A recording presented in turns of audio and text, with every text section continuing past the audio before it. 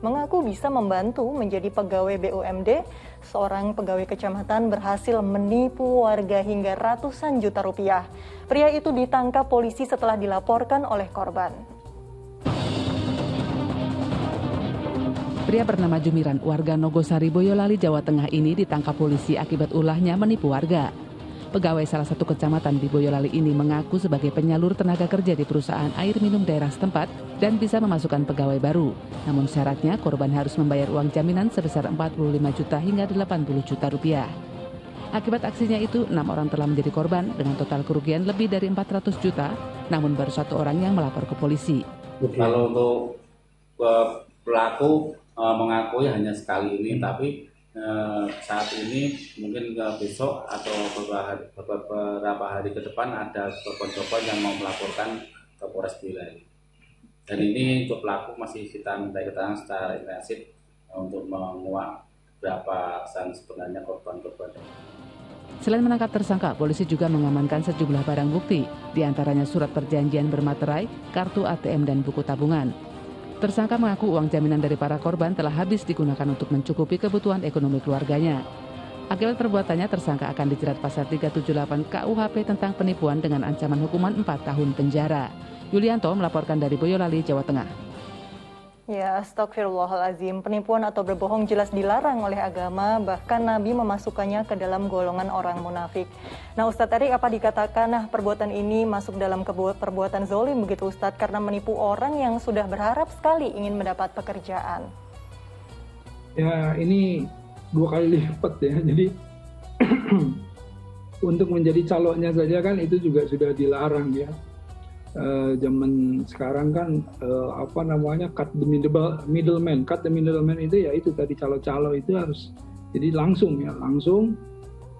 barang siapa yang mau kemudian jadi pegawai PNS lah atau apalah gitu ya, gitu kan bisa langsung. Jadi calo-calo ini dihilangkan. Ini saja sudah kemudian ditertibkan. Apalagi ini menipu jadi calo gitu ya. Nah, jadi ini 2 kali lipat. Dan kita ini kalau kita lihat, wailul mutaffifin, celaka orang-orang yang curang dalam segala hal. Itu celaka orang-orang tersebut gitu. Nanti kalau Allah sudah bilang celaka, ini mengerikan sekali gitu. Ya, kita saja bilang celaka atau orang yang punya power gitu ya, misalnya celaka kamu gitu ya, itu sudah ngeri sekali karena dia bisa melakukan apa saja kan begitu. Ya kayak misalnya jenderal bilang celaka kamu, wah itu kan pasukannya bisa kemudian dikerahkan untuk membuat seseorang itu celaka gitu. Nah ini Allah menyebutkan wailul mutaffifin, celaka orang-orang yang curang. Nah makanya itu betul-betul tamparan gitu ya, teguran yang sangat keras gitu. Nah jadi intinya adalah mencari yang namanya nafkah itu kan ini kembali ke konsep rezeki, dia harus halal dan thayyiban. Itulah yang akan membawa berkah. Berkah itu bukan sedikit atau banyak, sedikit saja akan menjadi mencukupi dan akan membahagiakan. Ya, kalau banyak tidak berkah kayak tadi 400 juta berapa ratus juta, tapi kemudian ya jadinya di penjara, jadinya kemudian membawa kesedihan, membawa aib bagi keluarga dan lain-lain. Apa arti nilai 400 juta untuk itu semuanya? Kepercayaan itu kan tidak ada harganya gitu. Nah ini yang jadi permasalahannya. Kalau berpikir panjang, ikut tuntunan agama, insya Allah kita terhindarlah dari perilaku-perilaku penipuan-penipuan. Dan ini memang tadi pertanyaan apakah zalim? Sangat zalim gitu.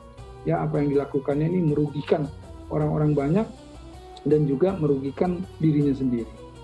Masya Allah. Nah ini juga mungkin pesan tidak hanya kepada para pelaku kejahatan, tapi juga orang yang mencari kerjaan ya Ustadz. Banyak sekali yang orang ingin sekali mendapatkan pekerjaan, kemudian ia menyuap dan menerima, percaya begitu saja terhadap orang yang mau memasukkannya ia ke pekerjaan dan kemudian memberinya uang sejumlah beberapa ratus juta begitu, bahkan sampai 300 juta. Bagaimana kemudian rezeki yang nantinya ia dapatkan kelak ketika ia menerima pekerjaan tersebut? Ya tadi ya itu akan menjadi tidak berkah, dan lagi harta yang haram, makanan yang haram yang kemudian masuk ke dalam diri kita itu akan kemudian membuat doa-doa ditolak, membuat segala sesuatunya, sholatnya tidak ditolak, semua ibadah-ibadahnya tertolak gitu ya. Karena satu hari Rasulullah SAW mengatakan bahwa Ada orang yang sedang berdoa dan kemudian Rasul bilang bagaimana doa orang itu bisa diijabah oleh Allah sementara dia memakai pakaian dari hasil yang haram, dia bekerja kemudian mendapatkan hasil yang haram, dia bekerja pekerjaannya yang haram, yang masuk makanannya makanan yang haram, semuanya yang haram.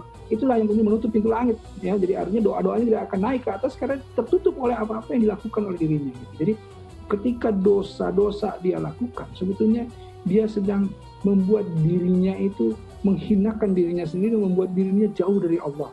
Ketika orang itu jauh dari Allah, jauh dari keberkahan, jauh dari segala sesuatu yang akan membuat orang ini beruntung. Auzubillahi min dzalik. Nauzubillahi min dzalik.